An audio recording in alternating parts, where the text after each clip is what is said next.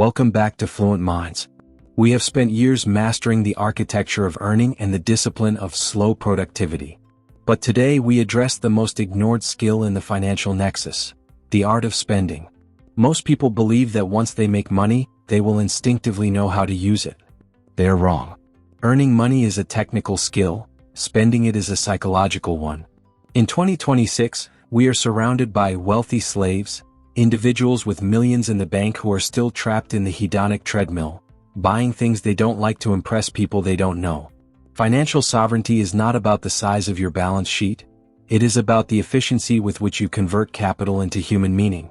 It's time to stop accumulating without intent and start architecting a life of sovereign utility.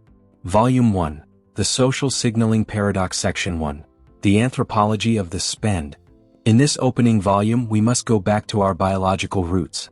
For 99% of human history, spending was functional survival. You traded resources for calories, shelter, or physical safety. However, in the post-scarcity nexus of 2026, spending has mutated into identity signaling. Housel argues that we are no longer buying objects, we are buying social status points. Every transaction in the digital age is a broadcast to the network. When you buy a luxury watch or a high-end EV, you aren't just buying a tool, you are buying a signal that says, I have conquered the hierarchy. The danger for the sovereign mind is that signaling is an infinite game with no finish line. If your spending is dictated by the eyes of others, you are not wealthy, you are a high-priced actor in someone else's play. Section 2, The Signal-to-Utility Ratio. To reclaim your sovereignty, you must understand the signal-to-utility ratio. Asterisk utility, the practical benefit the purchase brings to your daily life, comfort, time saved, health improved. Signal, the perceived value others place on your purchase. Housel warns that the most miserable people are those whose spending is 90% signal and 10% utility. They live in show homes that are uncomfortable and drive status cars that cause back pain. A sovereign mind ruthlessly optimizes for internal utility. You spend on the things that make your 24 hours better, regardless of how they look on an Instagram feed. In 2026, true wealth is the ability to be invisible to the social hierarchy while living in absolute personal comfort. Section 3, The Keeping Up Delusion in the Age of Algorithms. In the past, you only compared yourself to the richest person in your village. Today, the nexus forces you to compare yourself to the richest 0.1% of the entire planet every time you open your phone. Housel calls this expectation inflation. The algorithm is designed to make you feel like your current lifestyle is baseline poverty. This creates a state of financial anxiety that forces you to spend more just to feel normal. But normal in 2026 is a moving target. The sovereign mind refuses to let the algorithm set the yardstick for success. You must build an internal wealth metric that is immune to digital noise. If you don't define enough, the nexus will define it for you, and it will always be more than you have. Section 4, The Currency of Freedom versus the Currency of Stuff. To conclude Volume 1, we must address the ultimate trade-off. Every dollar you spend on a signal is a dollar of potential freedom you have burned. Housel argues that the greatest thing money can buy is time sovereignty, the ability to walk away from a toxic job, to spend a Tuesday morning in the park, or to work on a masterpiece without worrying about the bills. When you overspend on stuff, you are selling your future hours to the bank or the employer. You are trading your lifetime for object time. The sovereign mind treats every purchase as a time transaction. Is this luxury worth 3 months of my freedom? If the answer is no, the purchase is a cage. True wealth is not found in the things you own, but in the things you don't have to do. Sovereignty is the luxury of saying no to the world because your bank account has already said yes to your freedom. Volume 2, The Emotional Compensation and the Entitlement Trap. Section 5, Spending as a Psychological Band-Aid. In this second volume, we must confront the uncomfortable truth that Morgan Housel highlights. Spending is rarely about the object and almost always about the emotion. In the 2026 nexus, many people use consumption as a neurochemical fix to mask deeper insecurities, stress, or a lack of purpose. Housel argues that when we feel low in our personal or professional lives, we instinctively reach for the buy button to trigger a dopamine spike. This is compensatory consumption. If you feel undervalued at your pseudo-productive job, you might buy a $5,000 watch to remind yourself and the world that you are successful. But a sovereign mind understands that a watch cannot fix a broken career, and a luxury vacation cannot heal a toxic relationship. Spending to feel better is a leak in your financial fortress that can never be plugged by more income. Section 6. The entitlement gap. Why you think you deserve it. One of the most dangerous phrases in the financial world is, "I've worked so hard, I deserve this." Housel deconstructs this logic of entitlement. We often use our labor, especially the grueling, fast productivity kind, as a justification for reckless spending. We treat our earnings as a reward for our suffering. The problem is that the suffering is ongoing, so the reward must also be ongoing. This leads to lifestyle creep, where every raise in salary is immediately absorbed by a new deserved luxury. On Fluent Minds, we teach that you don't deserve to burn your capital. You deserve to be free. The ultimate reward for hard work isn't a bigger house. It's the ability to stop doing work you hate. Section 7. The invisible price of luxury maintenance. Every object you buy comes with an invisible price tag that goes far beyond the initial transaction. This is the maintenance tax. Housel points out that high-status objects, large estates, exotic cars, complex tech stacks, require constant mental and financial attention. They don't just sit there, they demand to be cleaned, insured, repaired, and updated. In 2026, many wealthy individuals have accidentally built a private bureaucracy just to manage their stuff. They have traded their cognitive bandwidth for the upkeep of their possessions. A sovereign mind practices selective minimalism. You only own things that provide a massive utility to maintenance ratio. If an object takes more energy to manage than it gives back in joy, it is an anchor, not an asset. You are not the owner of the object is the owner of you. Section 8. The comparison shadow and social dysmorphia. To conclude Volume 2, we must look at how the nexus distorts our perception of a normal life. Housel discusses the comparison shadow, the phenomenon where we judge our spending not by our own needs, but by the shadow cast by those slightly richer than us. In 2026, social media has eliminated the physical neighborhood. Your neighbors are now the top 1% on your feed. This creates social dysmorphia, where a perfectly comfortable, high-quality life feels inadequate because it doesn't match the hyper-curated AI-enhanced reality of the elite. To be sovereign is to develop financial immunity. You must be able to see the signals of others without feeling the biological urge to replicate them. True wealth is the quiet confidence that you have enough, even when the world is screaming that you need more. Section 9. The ghost of past scarcity. Housel delves into how our spending habits in adulthood are often ghosts of the scarcity we experienced in childhood. If you grew up without resources, you might spend excessively today as a way of proving to your younger self that we made it. While this is a natural human reaction, it is a strategic error. You are fighting a war that ended 20 years ago. The sovereign mind performs a financial exorcism, identifying the trauma-driven spending habits and replacing them with logic-driven wealth architecture. You stop spending to prove you aren't poor and start spending to ensure you stay sovereign. Volume 3. The Paradox of the Wealthy Miser, Breaking the Scarcity Loop. Section 10. The Accumulation Armor Phasing Problem. In this third volume, Morgan Housel addresses the tragedy of the virtuous. For the first 20 or 30 years of your career, you are taught that saving is the ultimate virtue. You build a psychological armor of frugality to protect yourself from the volatility of the nexus. This armor is what allows you to build wealth in the first place.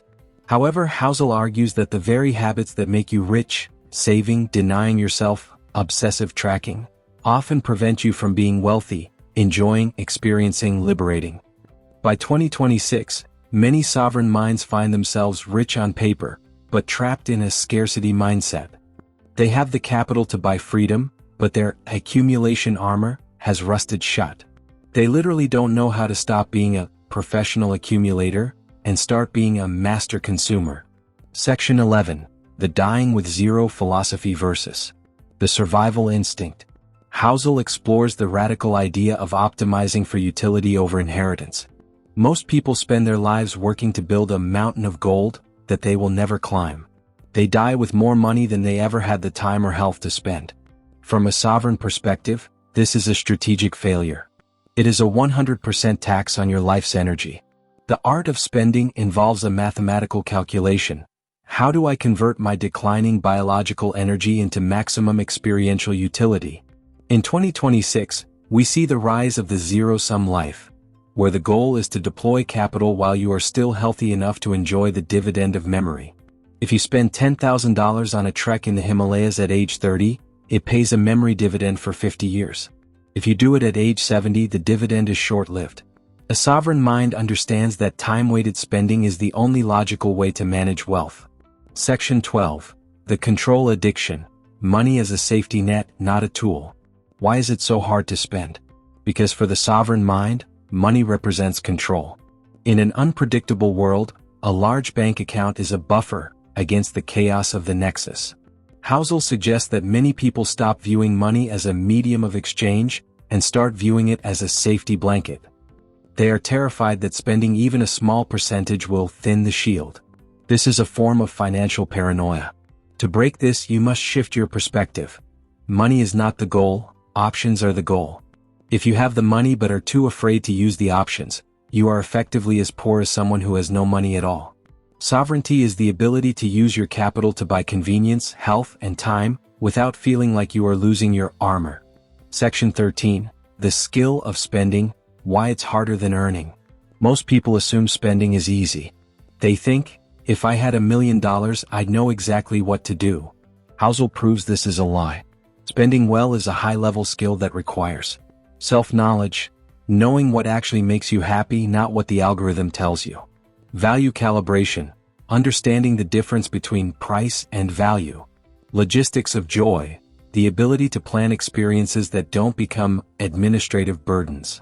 In 2026, the Nexus provides infinite ways to spend money badly, low-quality status symbols. It provides very few guides on how to spend money well. The sovereign mind treats spending as a craft. You experiment with small utility purchases to see what truly improves your life satisfaction. You move from impulse buying to architectural spending. Section 14. The legacy leak. Spending on the next generation. To conclude Volume 3, we must address the inheritance trap. Many people refuse to spend because they want to leave it to the kids. Housel provides a nuanced critique of this. Giving money to children when you are dead and they are 50 or 60 is far less useful than giving it to them when they are 25 and building their own sovereignty. The art of spending includes the art of giving. A sovereign mind doesn't just leave wealth. They deploy it to create strategic advantages for their family while they are still alive to witness and guide the outcome. This turns spending into a generational investment rather than a loss of capital. You are buying the success and stability of your bloodline, which is the highest form of sovereign utility. Volume 4. The Expectation Mirage, Decoupling Anticipation from Reality. Section 15. The Dopamine of the Hunt versus the Ownership Hangover. In this fourth volume, Morgan Housel addresses the neurological glitch that ruins most financial decisions. The fact that our brains are wired for anticipation, not satisfaction. When you are researching a $100,000 car or a luxury villa, your brain is flooded with dopamine. This is the evolutionary hunt. However, Housel argues that the moment the transaction is complete, the dopamine levels crash. This leads to buyer's remorse. Not because the object is bad, but because the biological high of the possibility is gone. On Fluent Minds, we teach the sovereign mind to recognize this brain hack. You must separate the joy of the search from the utility of the ownership. If you are buying just for the high, you are an addict, not a consumer. Section 16. The Feature Creep of Modern Life. In the 2026 Nexus, we are obsessed with features. We buy the camera with the most megapixels, the car with the most autonomous tech, and the house with the smartest systems. Housel points out that complexity is a hidden tax on happiness. Every feature you add is another potential point of failure. It is another manual to read, another app to update, and another technician to call. The art of spending involves the elegance of simplicity. A sovereign mind spends money to subtract friction, not to add features. True luxury in 2026 is an object that just works, without demanding your cognitive attention. You are buying the absence of worry, which is far more valuable than the presence of a gimmick. Section 17. The invisible middle of experiential spending. We are often told to spend on experiences, not things. But Housel adds a crucial layer of nuance. Not all experiences are created equal. Many high-end experiences, luxury cruises, exclusive resorts, are designed for status signaling rather than internal joy. They often come with what Housel calls the administrative burden of fun. The planning, the travel logistics, the performing for social media, all of these subtract from the actual experience. A sovereign mind looks for the high-utility experience, those that are low on logistics and high on presence. This might mean spending $500 on a high-quality meal with a close friend rather than $5,000 on a stressful trip to a trendy destination. Wealth is the ability to buy quality time, not just impressive receipts. Section 18. The Regret Minimization Framework. How do you spend without regret? Housel suggests moving from maximizing happiness to minimizing regret. Happiness is fleeting and subject to hedonic adaptation. Regret, however, lingers for decades. The sovereign mind asks, 10 years from now, will I regret not having spent this money on this specific thing? Asterisk spending on health? Zero regret. Spending on time with family? Zero regret.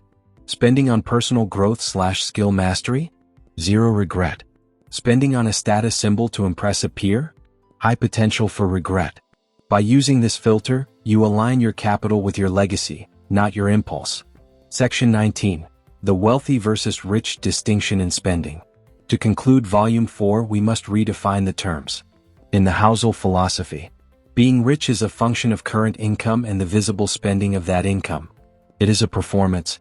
Being wealthy is the unspent capital that provides you with options and sovereignty. It is invisible. The art of spending is the surgical process of spending just enough to enjoy your life, being rich in experience, without depleting the wealth that keeps you free. It is a delicate balance of deployment versus preservation. You want to be wealthy in the bank so you can be rich in your soul. Volume 5. The Economy of Negative Space. Buying the Absence of Friction. Section 20. The Friction Audit. Spending to Subtract.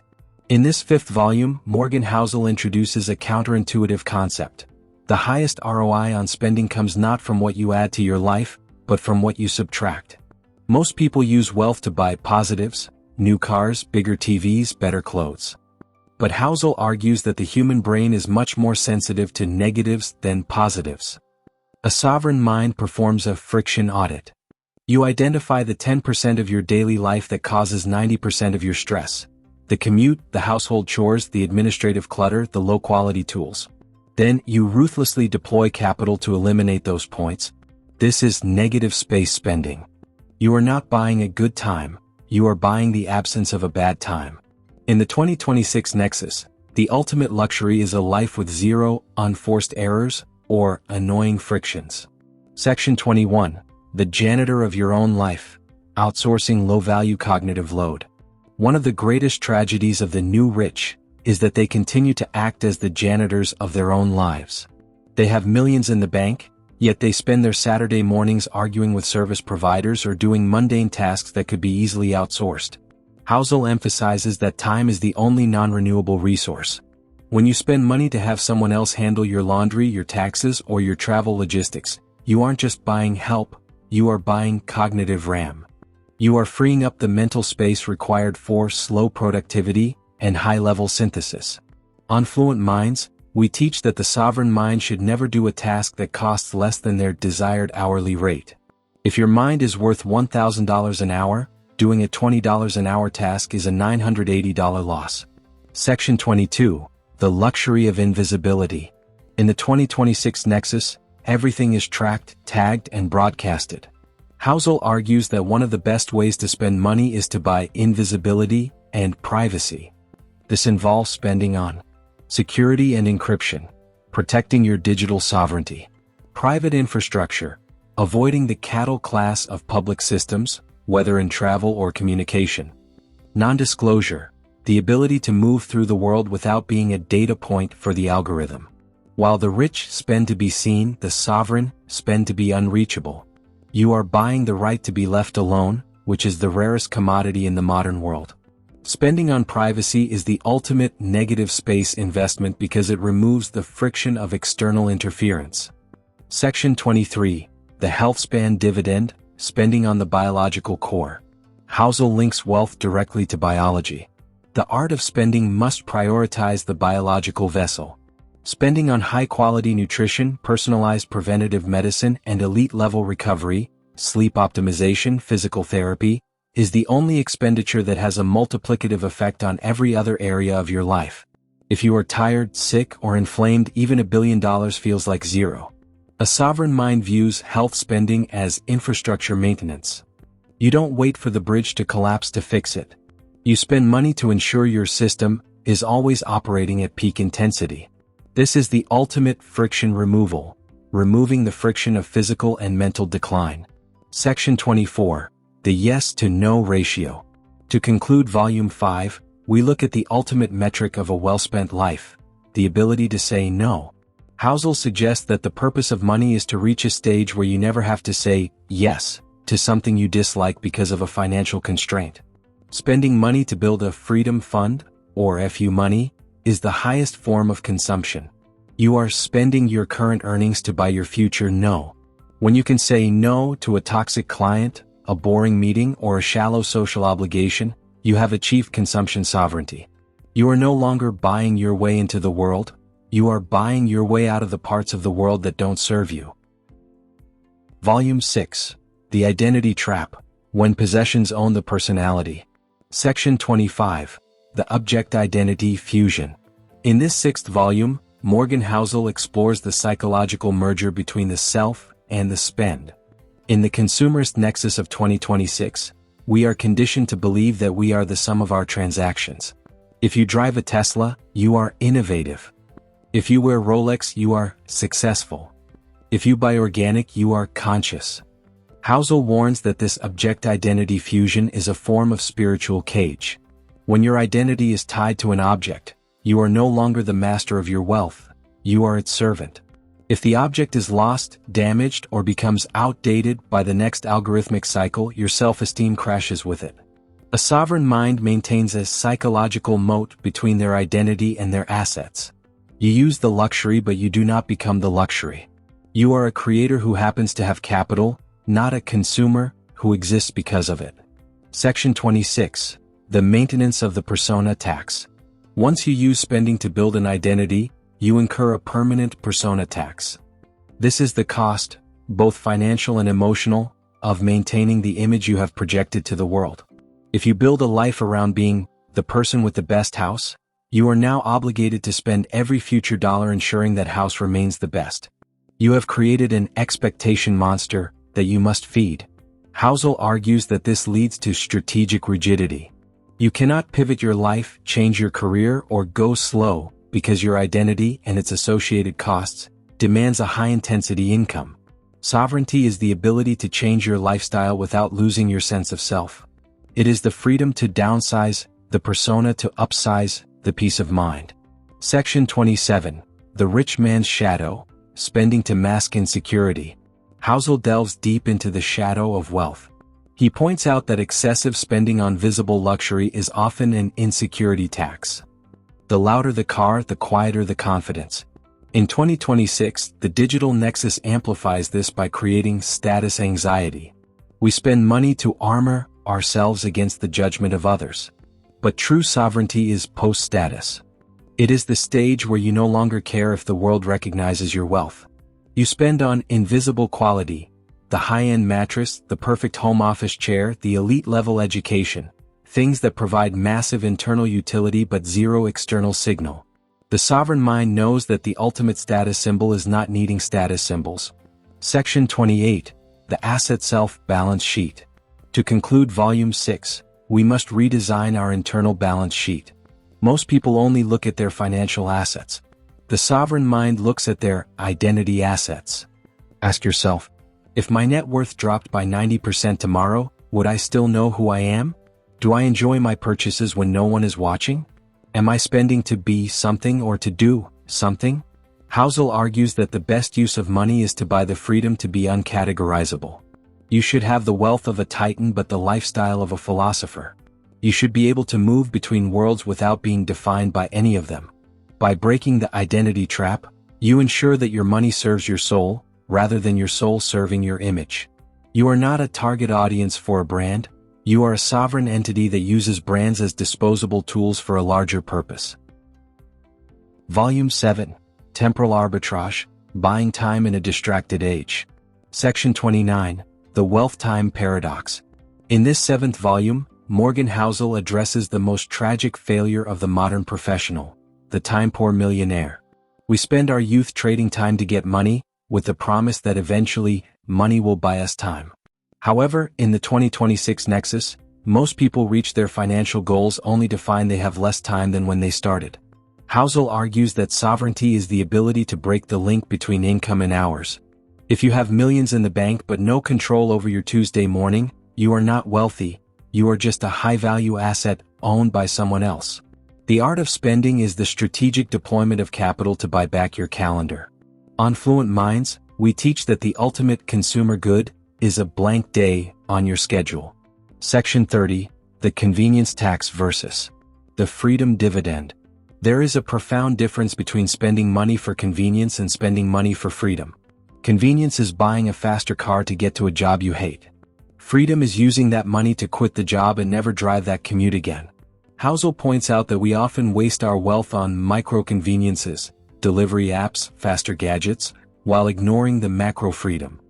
A sovereign mind focuses on the freedom dividend. This involves spending money to eliminate obligations. It's paying the exit fee from a bad partnership, buying out a restrictive contract, or funding a sabbatical year.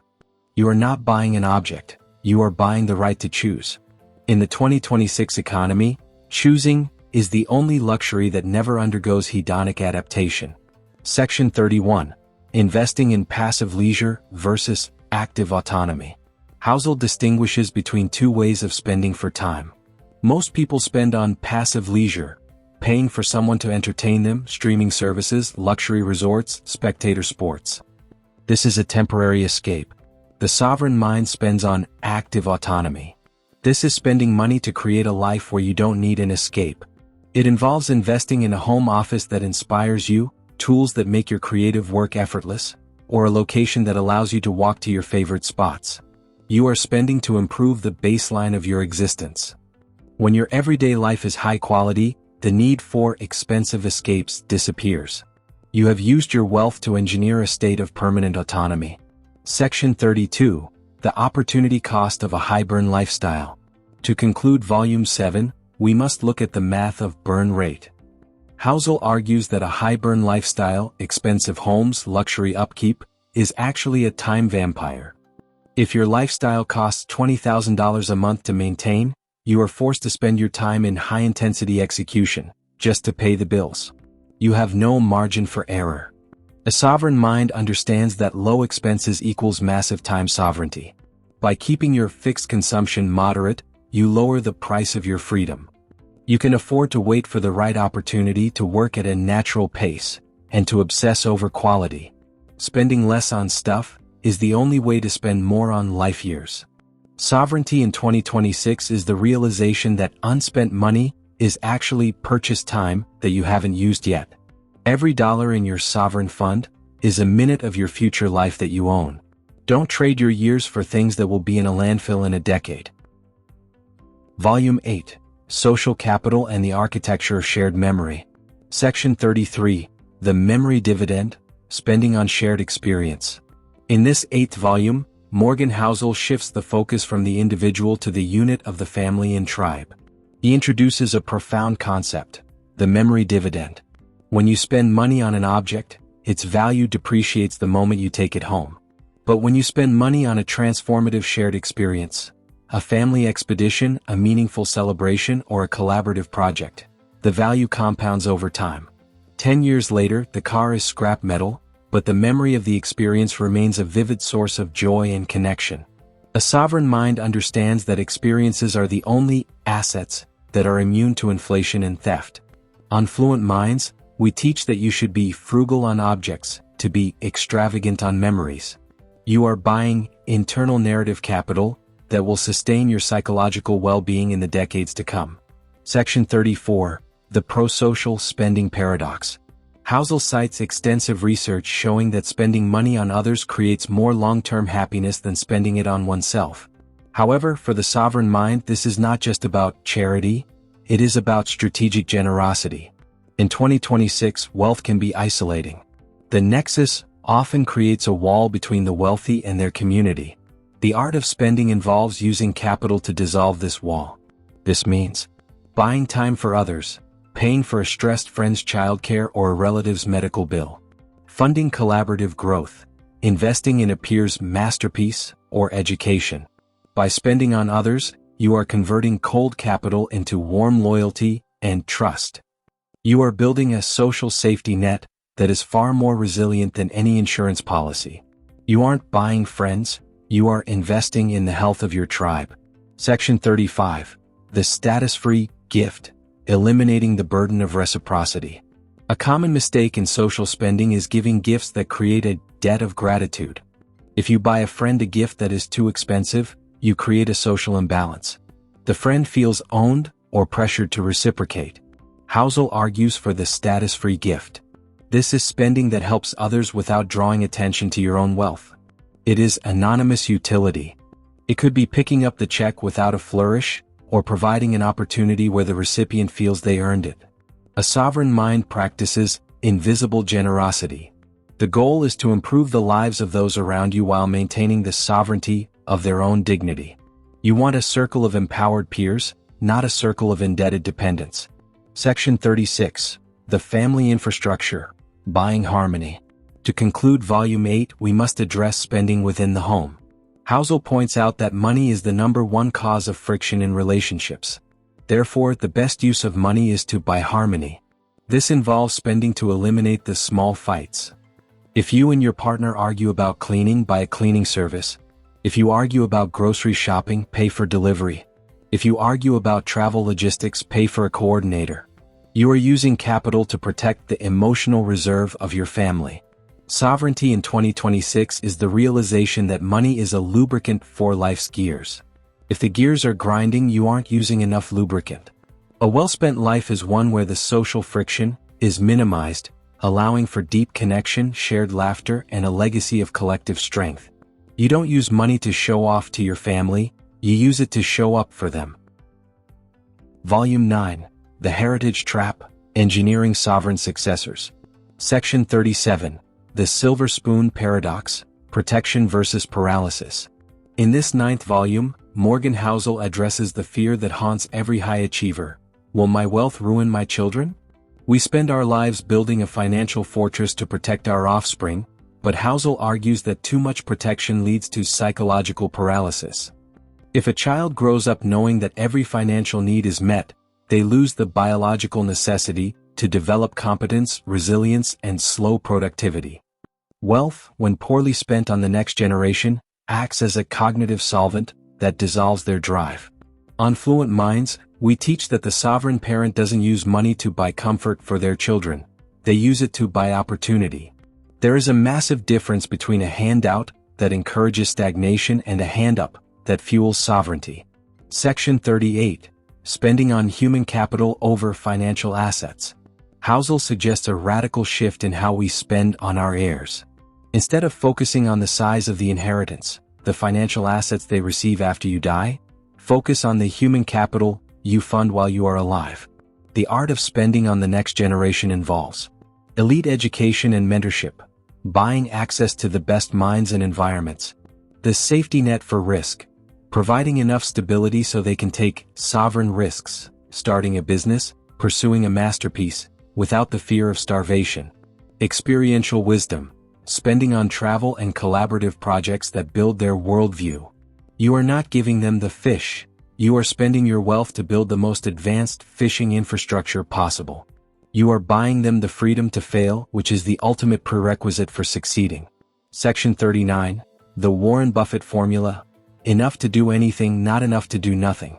Housel echoes the wisdom of giving children enough so they feel they can do anything, but not so much that they could do nothing. This is the sovereign equilibrium. Spending on your legacy involves creating a trust structure that is conditional on growth and contribution. You are using your wealth to engineer the environment, not just fill the bank account. In 2026, the Nexus will provide infinite distractions for wealthy heirs. Your job is to use your capital to build a curriculum of challenge. Wealth should be a wind at their back, not a cradle that puts them to sleep. To be sovereign is to ensure your bloodline remains a line of creators, not just trust fund consumers. Section 40, The Living Inheritance Strategy. To conclude Volume 9, we must address the timing of the spend. Housel argues that the traditional model of leaving everything in a will is inefficient. By the time children inherit, they are often in their 50s or 60s. Their sovereign window of high-intensity risk-taking is already closing. The sovereign mind practices the living inheritance. You deploy capital to your children when it has the highest utility multiplier. That could be helping with a down payment at age 30, or seed funding a venture at age 25. You are spending to see the ROI of your legacy while you are still there to provide the sovereign wisdom that must accompany the sovereign wealth. You are buying the joy of watching your family tree grow, which is the highest dividend a person can receive. Sovereignty in 2026 is the realization that money is a tool for lineage engineering. If you spend it all on your own luxury, you are a dead end. If you give it all away without wisdom, you are a safety hazard. The art of spending is finding the golden mean that turns your wealth into a perpetual engine for excellence in those who carry your name. Volume 10, The Sovereign Synthesis, The Ultimate Philosophy of Expenditure. Section 41, Moving from Price to Value, The Final Awakening. In this final volume, Morgan Housel brings us to the ultimate realization of the sovereign mind. Price is what you pay, value is what you keep. In the digital nexus of 2026, we are obsessed with price tags because they are easy to measure and display. But the art of spending is about the internal valuation. A sovereign mind ignores the market's price and asks, what is the ROI of this purchase on my soul? If a $10 book changes your worldview, its value is infinite. If a $10 million mansion increases your stress and reduces your freedom, its value is negative. To be sovereign is to have the courage to spend cheaply on things the world prizes, and extravagantly on things that provide you with deep personal utility. You are no longer a consumer, you are a value architect. Section 42, The Finiteness Protocol, Spending Against the Clock. Housel reminds us of the one variable no amount of wealth can solve: death. The ultimate audit of your spending happens at the end of your life. The sovereign mind operates with a finiteness protocol. You recognize that you are a biological entity with a limited number of high-vitality years. Spending money to save time or improve health isn't just a good idea, it is a mathematical mandate. Every year you spend working a job you hate just to add to the pile is a year of your life you have sold at a discount. The art of spending is the process of liquidating your capital into experiences, contributions, and legacy before your biological clock runs out. Wealth is only wealth if it is used. Until then, it is just a digital hallucination. Section 43, The Sovereign Satisfaction Metric. How do you know if you have won the game of money? In 2026, the Nexus will tell you that you win by having the most. Housel argues you win by having the least amount of regret. The sovereign mind uses the satisfaction metric. 1. Did I use my money to protect my peace? 2. Did I use my money to empower my tribe? 3. Did I use my money to buy my freedom? If the answer is yes, you have mastered the art of spending. You have converted cold metal into human warmth. You are not just rich, you are fulfilled. On Fluent Minds, we teach that the ultimate luxury is a clear conscience and a calendar that you own. Section 44, The Epilogue, The Legend of the Sovereign Spender. As we conclude this 10-volume masterclass on Morgan Housel's philosophy, the final message is clear. Don't just be a vault for your money, be a channel for your purpose. The digital nexus wants you to be a storage device, accumulating capital until you die so the system can recycle it. But the sovereign mind is a projector, using capital to light up their life and the lives of those around them. You have the tools. You have the productivity. And now you have the philosophy of expenditure. Use your wealth to build a life that is deep, natural, and high quality. Use it to be the architect of a legacy that outlasts the noise of 2026. Stay deep.